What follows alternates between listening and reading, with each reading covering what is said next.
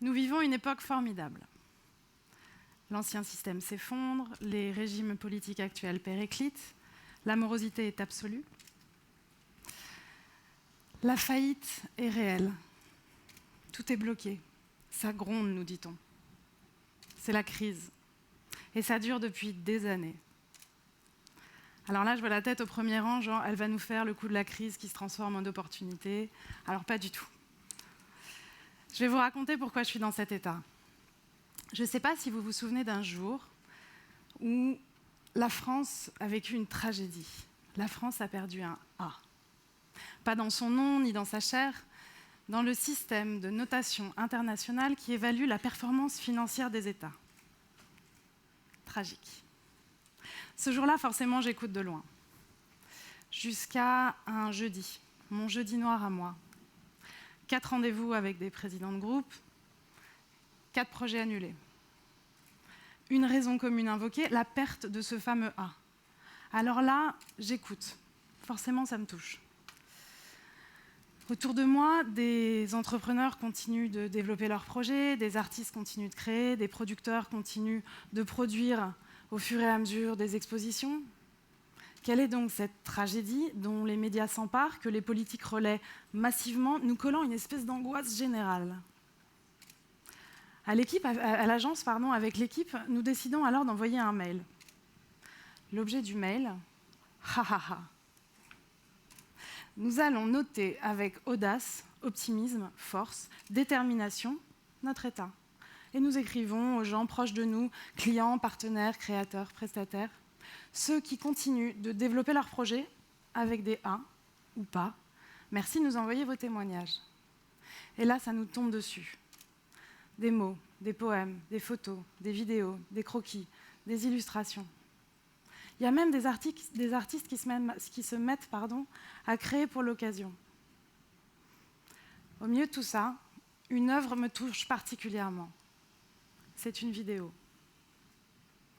Sur la voix de tous les journalistes du monde qui racontent toujours sur le même ton les catastrophes les plus inhumaines les unes que les autres.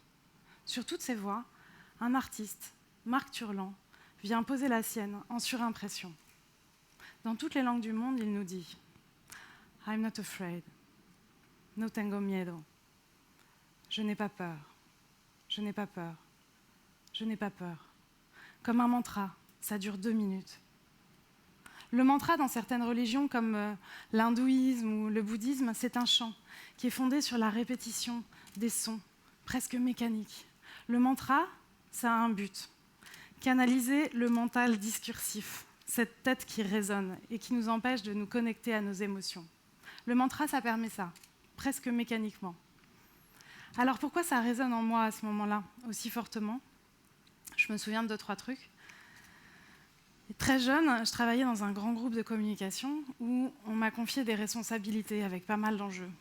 Ce jour-là, une personne s'approche de moi et me dit « Tu sais, c'est ceux qui montent le plus haut, le plus vite, qui tombent aussi le plus vite tout en bas. Bon courage !» Hyper encourageant. Ce jour-là, et tous les jours où j'ai exercé ce job, je me suis répétée « Je ne tomberai pas, je ne tomberai pas, je ne tomberai pas ».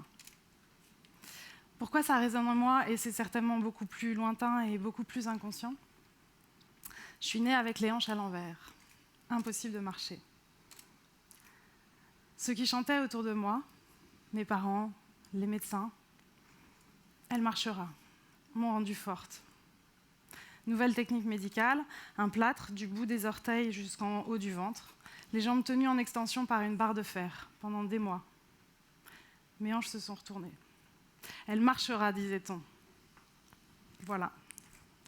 Pourquoi ça résonne forcément aussi fort autour de moi ? Et pourtant, ce jour-là, je note quelque chose. La vidéo s'appelle « Le point zéro du monde ». Pas de chance.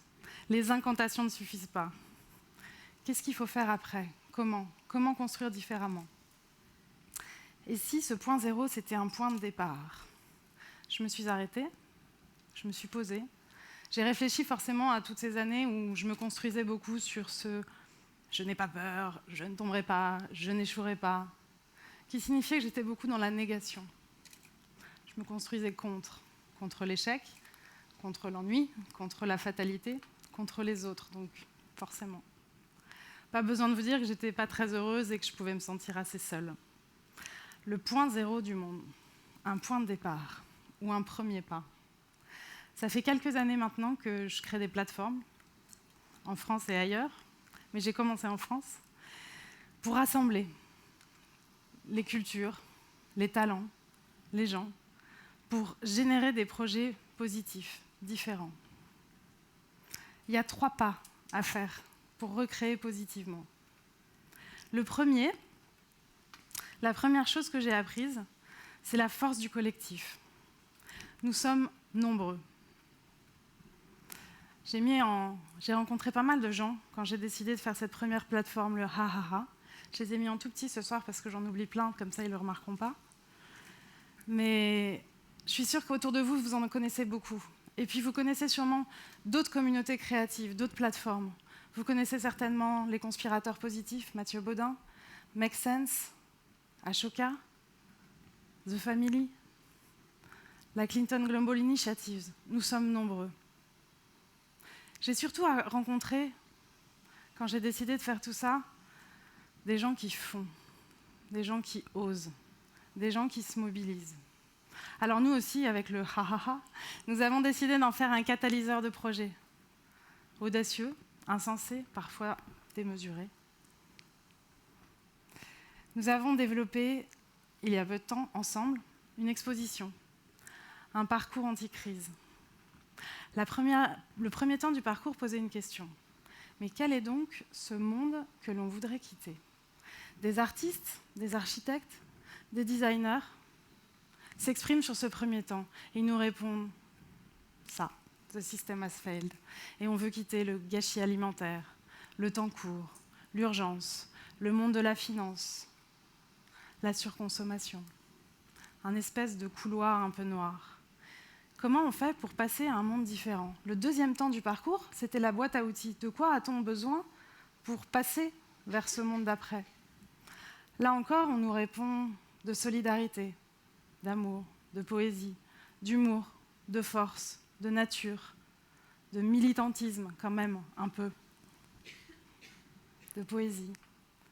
Le troisième temps du parcours posait la question, mais quel c'est donc ce monde d'après ?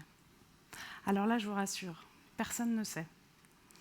Tout le monde travaille ensemble et certains imaginent. On se retrouve avec des trucs comme ça. Fabrice Hibert qui imagine une piste d'atterrissage pour les habitants du futur, ces extraterrestres que forcément personne ne connaît. Blancali, une danseuse, fait une vidéo où le monde entier, le monde d'après, serait devenu une dune de sable chaud géante dans laquelle on aurait envie de se rouler à l'infini pour l'épouser. Arthur Simoni, alors lui, il est venu avec un arbre et il a pendu des étiquettes, des bons pour le monde d'après, bons pour la vie. Jean-François Piège nous a révélé la recette de la bouchée du bonheur. Elle existe, je vous la recommande. Voilà, 3 semaines, 60 créateurs, une équipe de prod merveilleuse quand même, il faut le dire, 30 000 visiteurs en 10 jours. La force du collectif. C'est le premier pas que j'ai appris. C'est que pour recréer différemment, il faut se nourrir de la force des autres. Pas comme un glouton, pas comme quelqu'un qui digère tout pour lui, mais comme un passeur. Comme quelqu'un qui sort de son cadre, justement, pour aller dans le cadre des autres. On y voit souvent des choses incroyables. La deuxième chose que j'ai apprise, c'est que pour recréer, il faut donner la force à ceux qui créent, à ceux qui innovent, à ceux qui se mobilisent. Ça fait plusieurs années maintenant que je travaille dans le monde arabe, et j'ai appris là-bas 2 très jolis mots. Le premier, c'est celui-là, que je me garderai bien de prononcer, mais qui signifie que le mot ingénieur est exactement le même que celui qui désigne les inventeurs. On reconnaît leur capacité à inventer, à transformer le monde. Pourquoi je retiens ça ? C'est qu'il y a une étude il y a peu de temps qui a recensé qu'en France, les gens capables de changer le monde, qui étaient proches des métiers de la création, 25%. Si on reprend cette même étude et qu'on additionne en se disant mais ajoutons les scientifiques, les chercheurs, les codeurs, ces chercheurs de solutions, 52%, majorité. Le deuxième mot que j'ai appris, c'est celui-là. Là aussi, je ne vais pas le prononcer très très bien, mais ça se dit la zakat. La zakat, c'est un des piliers de l'islam. Si je le traduis en français, ça donne un truc comme l'aumône ou la charité. Manque un truc. La zakat, ça veut dire qu'on rend le succès que la vie nous a donné et qu'on permet à l'autre de créer quelque chose de différent. C'est un peu le give back anglais.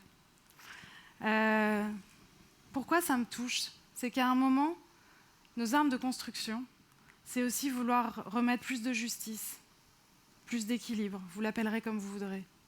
Et ça marche, regardez, les gros. Le gouvernement et la French Tech qui laissent la place à ceux qui sont dans l'innovation sociale, les départements d'innovation des très grands groupes, les incubateurs, ce qui rentre dans les structures des grandes entreprises, ces hommes politiques, ces hommes d'affaires qui viennent nous voir, nous, les petites structures, pour les aider à inventer quelque chose de différent. Voilà. Le deuxième pas, c'est de donner la force, de donner aux autres, ceux qui créent, ceux qui osent, ceux qui innovent, la possibilité de créer. Il faut les accompagner. La troisième chose que j'ai apprise, c'est qu'il faut partir de son A, son essentiel, son A à soi. C'est une jeune femme à l'agence qui m'a appris ça un jour, qui, le jour où j'ai voulu la recruter après son stage, m'a dit « Oh, c'est génial, je reste, mais plus tard, là, je pars. » Un peu déstabilisant. 10 mois. Elle est partie 10 mois avec son amoureux faire le premier tour du monde du repas chez l'habitant. Déjeuner, dîner, ils sont allés cuisiner avec les habitants du monde entier pour voir ce que signifiait préparer, partager un repas.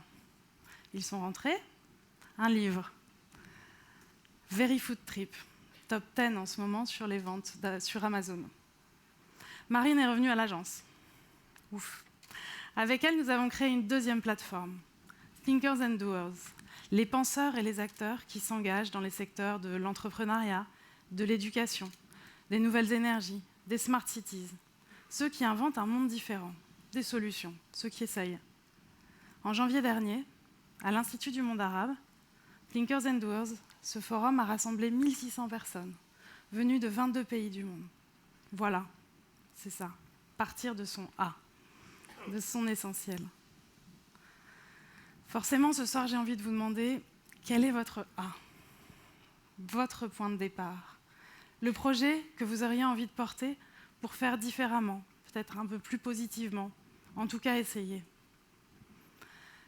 J'ai envie de demander aux institutions, au gouvernement, aux grandes entreprises, aux associations, quels sont leurs A, leurs évidences, leurs envies de créer quelque chose de différent. C'est avec leur puissance d'organisation, leur puissance de diffusion, qu'on pourra encore accélérer les idées et les innovations qui sont dans notre petite plateforme. Parce que c'est bien ça le sujet de ce soir. C'est comment on donne plus de souffle, comment on rend plus forte cette énergie qui existe un peu partout. Nos armes de construction massive, c'est votre A et notre puissance créative collective. Moi aussi, je vous ai laissé un truc dans vos sacs. Je vous ai laissé une carte postale, celle qu'on distribuait le soir aux visiteurs de l'Échappée Belle, ce parcours anti-crise. Je vous invite dès ce soir à écrire votre A, votre projet, votre point de départ, et à la poster à la personne ou les personnes avec qui vous auriez envie de réaliser ce projet. Je terminerai sur les mots de Jacques Brel, qui, en 1968, disait déjà « Je vous souhaite des rêves à n'en plus finir et l'envie furieuse d'en réaliser quelques-uns. Je vous souhaite de résister à l'indifférence, à la mélancolie, aux vertus négatives de notre époque. Je vous souhaite surtout d'être vous. L'aventure, c'est le trésor qu'on découvre à chaque matin. Alors allons-y, massivement, il est temps. Je vous souhaite dès ce soir le A de l'aventure, avec un très grand A. Merci.